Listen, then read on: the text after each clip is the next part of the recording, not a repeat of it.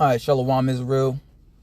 Call law or all praises to Yahweh Ba'ashim Yahushai Ba'ashim Akakwadash. Yahweh, who the world ignorantly calls God. Yahushai is his son, who the world ignorantly calls Jesus Christ. And there's no God beside them. Double honors to the elder apostles and the elder bishops of Great Millstone for being faithful witnesses to the Holy Spirit. And salutations to the elect. And I just want to touch upon this article that I seen on how you see the title, how plants could reduce pesticide use and secure global food supplies. Now, I originally seen this on the Newsbreak app. Let's see. Okay, it still shows it.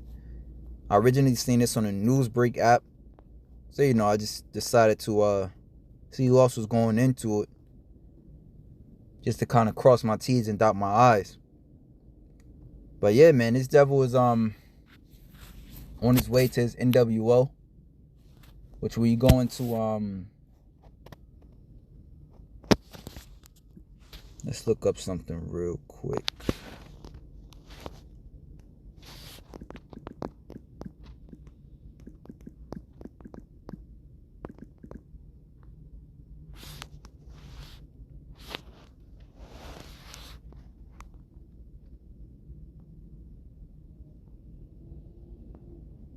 Right, so it's in accordance to their goals of Agenda 2030.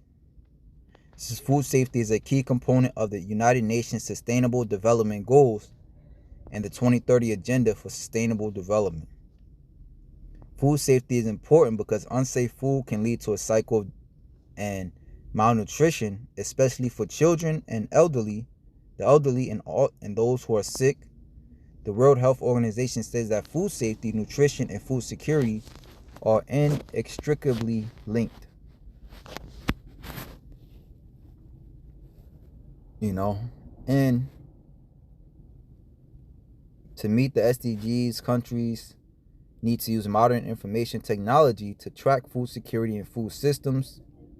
This includes tracking food availability, access, consumption, and utilization. So as we see, and we read here, this is in accordance to their goals. It says, in a rapidly growing and changing world, the need to produce enough food for everyone has become more urgent than ever.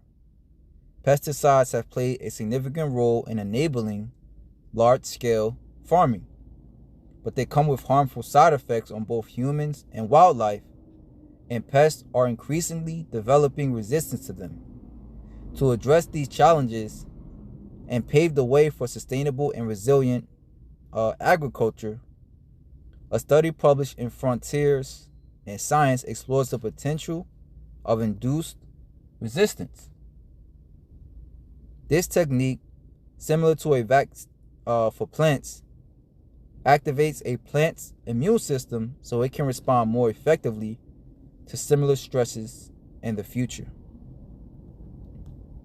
And this shows you there's nobody safe, because we already know the meat was effed up, and therefore if the meat is effed up, therefore the milk and the cheese that they feed us is effed up.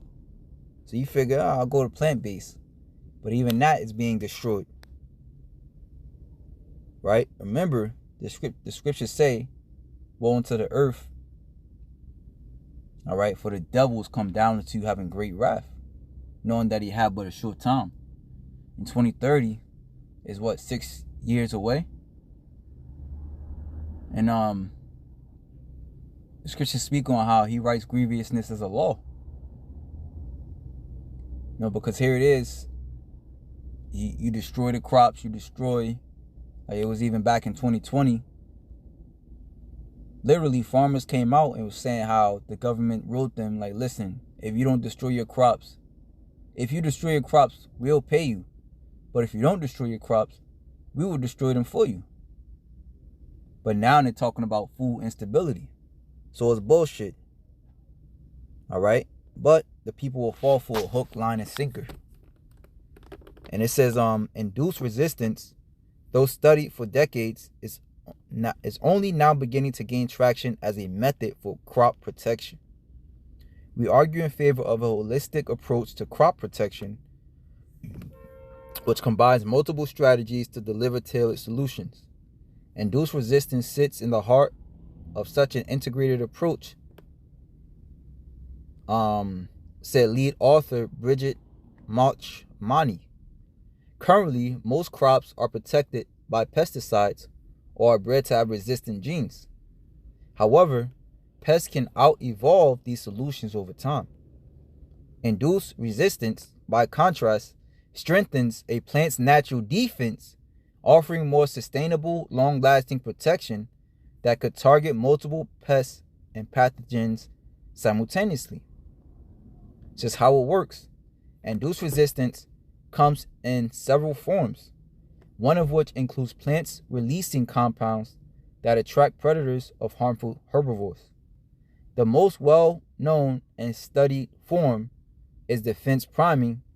In defense priming, when a part of the plant is exposed to stress, it particularly activates its defense mechanism. When the plant is attacked again, these defenses are fully triggered.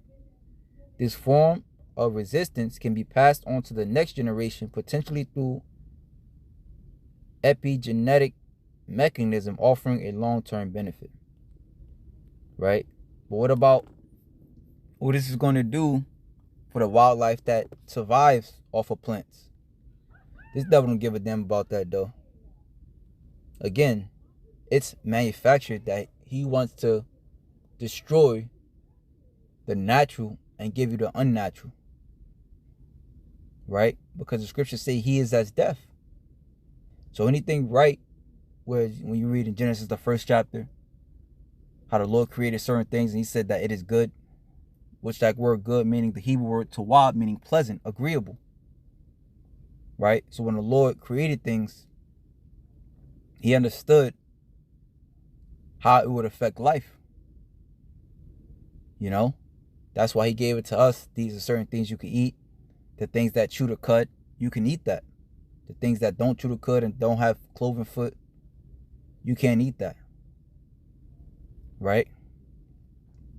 And I forgot my point. Lost my train of thought. Nevertheless, this devil has to be stopped. It says in Proverbs 29:2 that when the wicked are in authority, the people mourn. Okay? And prior to this devil, we were living outdoors. We were hunting for our own foods. Of course, bugs ate. But you know, that's just the nature of things. Nevertheless, let this devil tell you that's a bad thing nowadays. Right? But he's the problem. It says, let's read more. It says, the V effects of induced resistance could offer benefits beyond protecting plants from pests. Some of the compounds that plants produces in response to induced resistance are linked to health benefits and improved nutritional quality, which could lead to healthier food. Additionally, induced resistance can adapt more quickly to changing environmental conditions compared to traditional breeding methods. When combined with integrated pest management, which use natural enemies of pests as part of crop protection, induced resistance has the potential to significantly reduce the reliance on pesticides.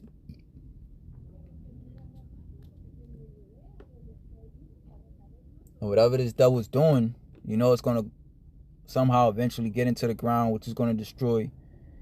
This devil just got to go. Right? Everything he does, let me grab that precept.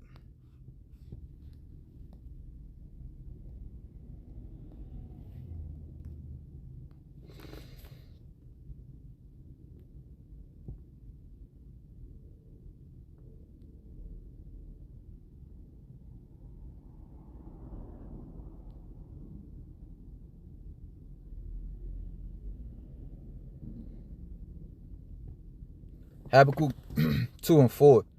Behold, his soul which is lifted up is not upright in him. right? Because the upright, that quality goes to Israel. The scriptures speak on how Israel is a plain man dwelling in tents, and Esau was a man of the field. When you go into that word plain, it goes into the word upright, right? So Jacob and Esau, they're two manner of people. So his spirit which is lifted up is not upright in him. All right, it's actually perverse. The scriptures call it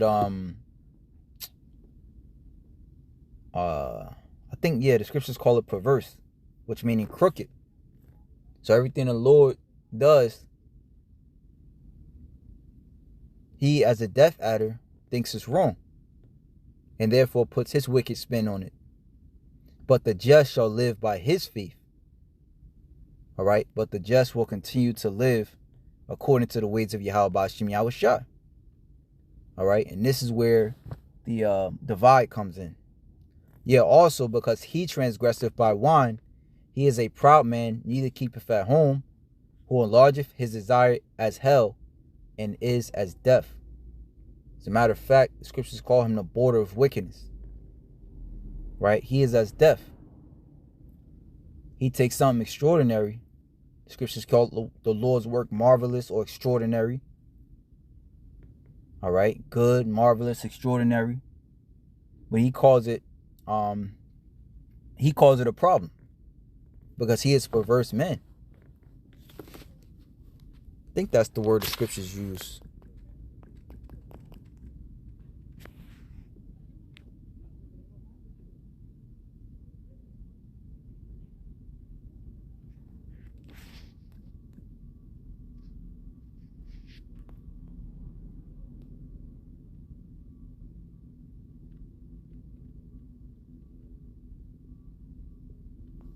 Yeah, this is a good one. Proverbs 11:3. Oh, Proverbs 14:2. Perfect. He that walketh in the uprightness feareth the Lord, but he that is perverse in his ways despiseth him. Right? So pretty much the wicked despiseth the righteous. Right? Esau is such a devil. He's willing to destroy himself, to prove a point.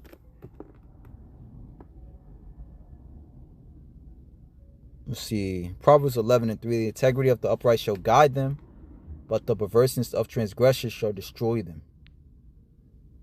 Right? And you just walking towards your own death at this point.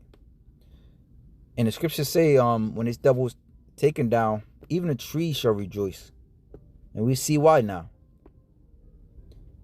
It says,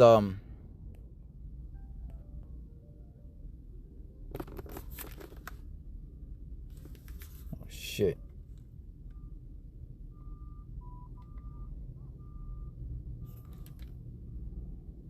Damn. Let's see how it went. I just realized this shit was playing music, but fuck it. It says, Lord willing, picked up my voice. And it should come to pass. What was that?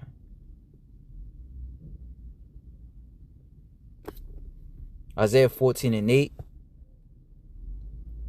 Let me start at verse 5. The Lord hath broken the staff of the wicked. The wicked is synonymous with Esau. In the scepters of the rulers. He smote the people in wrath with a continual stroke. Esau today is known as the so-called white man, the Caucasian man. And say, how hath the oppressor ceased? The golden city ceased. The golden city is synonymous with Babylon, America. All right? Babylon is synonymous with Esau, the land of Babylon. You can read that in Psalms 137. The Lord hath broken the staff of the wicked and the scepter of the rulers. He who smote the people in wrath with a continual stroke. He that ruleth the nations in anger is persecuted and none hindereth. Right? The people have been smitten in wrath. Okay?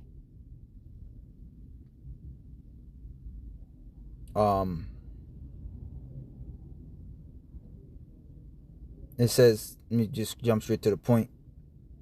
It says, the whole earth is at rest and is quiet. They break forth into singing. Yea, the fir trees rejoice at thee, and the cedars of Lebanon, saying, Since thou art laid down, no fellers come up against us. Right? Which that word feller goes into the Hebrew word korath, which means a hewer of wood. And we are definitely amongst our enemies. Remember, famous precept we always bring out, Ezekiel 4:13. We shall eat out bread defiled among the Gentiles.